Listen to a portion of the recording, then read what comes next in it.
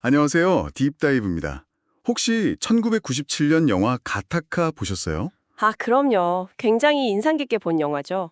태어날 때부터 유전자가 완벽하게 설계된 우성인간이 사회를 지배하고 자연적으로 태어난 열성은 차별받는 그런 미래잖아요. 맞아요. 주인공이 막 다른 사람 신분 빌려서 꿈을 이루려고 하는 게 참 처절했죠. 네, 정말. 그때는 그냥 먼 미래의 공상과학이구나 했는데 보내주신 자료들을 보니까요. 이게 더 이상 영화 속 얘기가 아니더라고요. 바로 그 지점이 사실 좀 흥미로우면서도 섬뜩한 부분이죠. 네. 보내주신 자료들이 단순한 과학 기사라기보다는 실리콘밸리의 거대 자본이란 기술, 또 어떤 특정 이념이 만나서 인간 강화라는 산업이 어떻게 만들어지고 있는지 그걸 파고드는 심층 취재물에 가까웠습니다. 맞아요. 기술이 이제 실험실에만 있는 게 아니라 시장에 나왔다는 명백한 증거들이었죠. 네. 그래서 오늘 우리가 함께 깊이 파고들 문제는 이겁니다. 유전자를 선택하고 또 편집하는 기술의 발전이 과연 인류를 질병의 고통에서 해방시킬 축복이 될까? 아니면 영화처럼 새로운 계급을 만드는 재앙의 시작이 될까? 좋습니다. 자, 그럼 첫 단계부터 한번 보죠. 모든 건 배아를 선별하는 단계에서 시작돼요. 자료에 여러 기업이 나오지만 가장 눈에 띄는 곳은 오키드 헬스라는 회사거든요. 아, 네. 이들이 제공하는 서비스가 기존 유전자 검사랑은 차원이 좀 다릅니다. 네, 저도 이 부분 읽으면서 정말 놀랐어요. 시형관 시술에서 만들어진 배아세포 몇 개만으로 유전체 전체를 분석한다니. 그렇죠. 근데 이게 뭐 다운 증후군 같은 특정 질병을 확인하는 수준이 아니더라고요. 맞습니다. 그걸 넘어서 아이가 자랐을 때 비만이나 당뇨에 걸릴 가능성, 심지어는 치매나 조현병, 우울증 같은 그런 복잡한 정신질환의 확률까지 계산해 준다는 거잖아요. 바로 그 확률이라는 단어가 핵심이자 가장 논쟁적인 지점입니다. 이게 확정된 진단은 아니에요. 아, 진단은 아니다. 네, 수많은 유전적, 환경적 요인이 복합적으로 작용하는 거니까요. 그냥 통계적으로 제시하는 거죠. 음, 하지만 부모 입장에서 A 배아는 B 배아보다 정신질환 발병 확률이 15% 낮습니다. 이런 정보를 들으면 어떤 선택을 하게 될까요? 아무래도 더 안전하다고 생각되는 쪽을 고르겠죠? 그렇죠. 사실상 더 우월하다고 여겨지는 배아를 고를 수 있는 시대가 열린 셈입니다. 잠시만요. 그 확률을 계산해 준다는 게 정확히 어떤 의미죠? 부모 입장에선 이게 거의 예언처럼 들릴 것 같은데요. 암 발병 확률 같은 건 좀 이해가 되는데 네네. 조현병이나 우울증 같은 정신질환의 가능성을 숫자로 딱 제시한다는 게 그게 과학적으로 얼마나 믿을 만한 건가요? 아주 중요한 질문이에요. 사실 학계에서도 비판이 많습니다. 현재 기술로는 수십, 수백 개 유전자를 분석해서 통계 모델을 만들지만 이게 한 개인의 미래를 정확히 예측한다고 보긴 어렵거든요. 그런데도 이걸 상용화했다고요? 네, 오키드 헬스 같은 기업은 이걸 상용화했고 시장은 반응하고 있습니다. 비용도 만만치 않아요. 비용이요? 배아 하나당 2,500달러. 기존 시험관 시술 비용이 한 2만 달러 드는데 거기에 추가되는 금액이죠. 와, 결국 돈이 있는 사람들만 이용할 수 있는 서비스네요. 자료 보니까 고객 명단도 화려하던데요? 네, 일론 머스크의 뉴럴링크 임원 자녀도 이 서비스를 이용했고. 코인베이스 CEO 브라이언 암스트롱은 아예 초기 투자자라고요? 맞습니다. 아주 열렬한 지지자죠. 저는 특히 그 사람이 이 기술을 부르는 이름에서 소름이 돋았어요. 가타카 스택이라니요. 하하, 그렇죠. 영화의 경고를 무슨 기술 발전 로드맵처럼 여기는 거잖아요, 이건. 그 장면이야말로 실리콘밸리 일부의 생각을 아주 노골적으로 보여주는 상징적인 사례입니다. 네. 이런 생각의 배경에는 프로네이탈리즘, 우리말로는 친출산주의라는 이념이 있어요. 아, 출산을 장려하는 거요?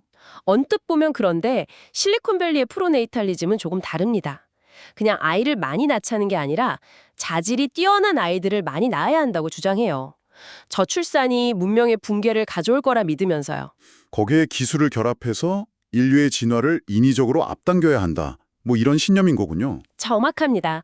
기술적 욕망과 엘리트주의가 만난 거죠. 근데 보내주신 자료를 보니까 이게 끝이 아니더라고요. 단순히 배아 중에서 선택하는 걸 넘어서 아예 유전자를 편집하려는 움직임까지 있다고요? 맞습니다. 선별이 1단계라면 편집은 2단계자 이 논쟁의 핵이라고 할 수 있습니다. 2단계요? 이 분야의 대표 주자로 프리벤티브라는 스타트업이 등장합니다. 이들의 목표는 훨씬 더 대담해요. 어떤 목표인데요? 유전 질환이 없는 세대를 만들겠다는 겁니다. 문제가 될 만한 유전자를 배아 단계에서 아예 잘라내고 교정하겠다는 거죠. 와, 회사 측에서는 맞춤형 아기가 아니라 희귀질환 치료가 목적이라고 선을 긋고는 있지만 그렇죠. 지금은 동물과 인공 배아로만 실험 중이라고 강조하죠. 하지만 돈의 흐름을 보면 이야기가 좀 다른 것 같아요. 설립 2년 만에 3천만 달러, 우리 돈으로 거의 400억 원 가까이 투자를 받았잖아요. 네. 실리콘밸리의 큰손들이 이걸 인류의 다음 산업혁명으로 보고 있다는 뜻이죠. 그 모든 계획의 중심에는 그 유명한 크리스퍼 유전자 가위 기술이 있는 거고요. 맞습니다. 2020년에 노벨 화학상도 받았죠. 원하는 DNA를 정확하게 잘라내고 수정할 수 있는 말 그대로 생명과학의 역사를 바꾼 도구입니다. 물론 이 기술이 이미 인류에게 좋은 선물을 주기도 했어요. 카스갭이라는 세계 최초의 유전자 편집 치료제처럼요. 아, 네. 아주 좋은 사례죠. 겸상적혈구병처럼 평생 고통받는 유전병 환자의 혈액 줄기세포를 꺼내서 유전자를 교정한 뒤에 다시 몸에 넣어주는 방식. 병의 원인을 근본적으로 없애는 거잖아요. 네. 이처럼 현재 기술은 명백적 치료 영역에서 빛을 발하고 있어요. 하지만 실리콘밸리의 자본은 그 너머를 보고 있는 거죠. 너머라면? 한 개인의 체세포를 치료하는 걸 넘어서 자손 대대로 유전 정보가 전달되는 생식세포, 즉 배아를 편집하는 것의 상업적 가능성에 주목하는 겁니다. 똑같은 도구인데 어디에 쓰느냐에 따라 결과가 완전히 달라지는 거군요. 바로 그렇습니다. 바로 그 지점에서 인류가 이미 넘지 말아야 할 선을 넘었던 그 끔찍한 사건이 떠오르네요. 2018년 중국의 과학자 허젠쿠이 사건 말이에요. 네, 맞습니다. 전 세계 과학계를 충격에 빠뜨렸던 사건이죠. 이 사건에 빼놓고는 이 주제를 이야기할 수 없어요. 그때 갑자기 유튜브로 발표했잖아요.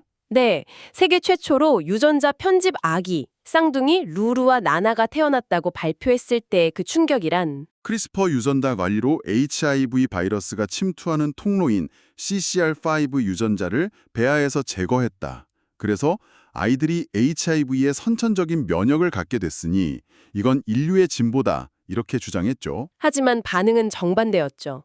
전 세계적인 비난이 쏟아졌습니다. 비난을 넘어선 경악이었죠, 사실. 네, 몇 가지 이유가 있는데 첫째는 안전성 문제였어요.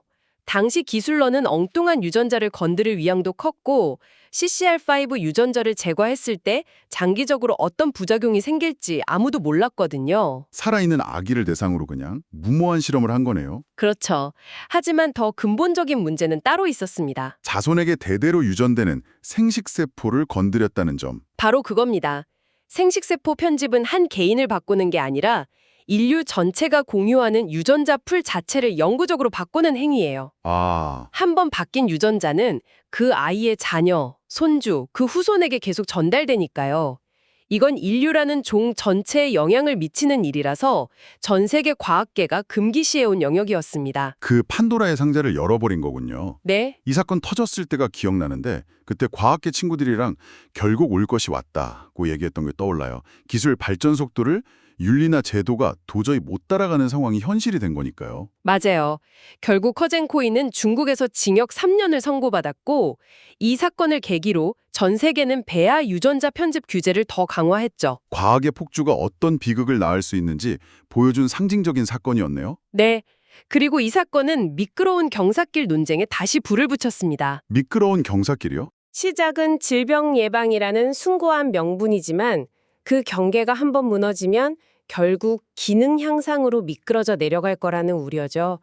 질병 예방과 능력 향상의 경계가 생각보다 모호하거든요. 아, 그렇죠. 예를 들어 근육이 약해지는 병을 치료하는 기술이 나중엔 일반인의 근력을 강화하는 데 쓰일 수도 있고 맞습니다.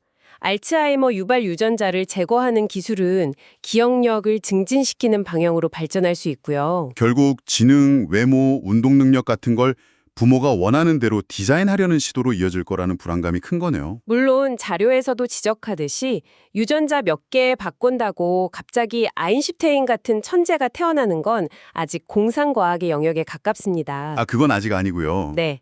대부분의 인간 특성은 수백, 수천 개의 유전자와 환경의 상호작용으로 결정되니까요.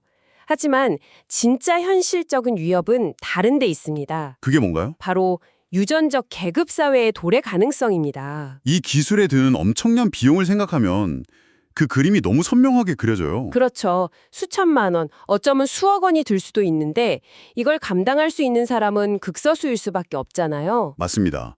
부유층은 돈으로 자녀의 유전적 결함을 제거하고 잠재력을 극대화하는데 대부분의 사람들은 그냥 유전적 운에 모든 걸 맡겨야 하는 세상이 오는 거죠. 그렇게 되면 사회가 유전적으로 강화된 계층이랑 자연인으로 나뉘게 되겠네요. 영화 가타카가 현실이 되는 겁니다. 이건 단순히 부의 불평등을 넘어서 생물학적인 불평등으로 굳어지는 거예요. 인류 역사상 가장 극복하기 어려운 새로운 신분제 사회가 만들어질 수 있다는 경고군요. 네, 바로 그 점입니다. 규제는 지금 잘 되고 있나요? 허젠쿠이 사건 이후로 경각심이 높아졌다고는 하지만 여전히 빈틈이 있을 것 같은데요. 현실은 녹록지 않아요. 현재 미국, 유럽, 한국을 포함한 대부분의 국가가 생식 목적의 배아 유전자 편집을 법으로 엄격히 금지하고 있습니다. 다행이네요. 하지만 기술 발전 속도는 언제나 규제의 장벽을 앞서가죠. 더 큰 문제는 자본과 기술은 국경을 넘는다는 겁니다. 이미 일부 기업들은 규제가 상대적으로 느슨한 중동이나 동남아시아로 연구 거점을 옮기려는 움직임을 보이고 있다는 이야기도 들려요. 한 곳에서 막아도 다른 곳에서 터져나올 수 있는 구조군요. 네. 자, 오늘 이야기를 좀 정리해봐야 할 것 같네요. 실리콘밸리에서는 유전자 선별을 넘어서 편집하는 기술이 거대한 자본, 그리고 인류 진화라는 야심찬 이념과 만나서 새로운 산업으로 커지고 있었습니다. 네. 이 기술은 한편으로는 카스케비 사례처럼 인류를 유전병의 고통에서 해방시킬 수 있다는 엄청난 희망을 주지만 동시에 허젠쿠이 사건처럼 통제 불가능한 위험과 유전적 계급사회라는 어두운 미래를 동시에 보여주고 있죠. 맞습니다. 기술적으로 할 수 있다는 것과 윤리적으로 해야 한다는 건 전혀 다른 차원의 문제라는 걸 다시 생각하게 만들죠. 정말 그래요. 실리콘밸리에서 벌어지는 이 논쟁은 단순히 먼 미래의 의학기술 이야기가 아닌 것 같습니다. 부모로서 당신은 어떤 선택을 할 것인지, 사회 구성원으로서 우리는 어떤 미래를 허용할 것인지, 인간의 정의를 어떻게 내릴 것인지에 대한 근본적인 질문을 바로 지금 우리에게 던지고 있는 거죠. 그래서 오늘 당신에게 마지막으로 던지고 싶은 질문은 이것입니다. 기술이 운명을 설계하는 세상에서 더 나은 인간이라는 기준은 과연 누가 어떤 자격으로 정하게 될까요? 어쩌면 이 기술의 최종 결과물은 더 완벽한 아이가 아니라 이 질문에 대한 우리 사회의 대답일지도 모릅니다.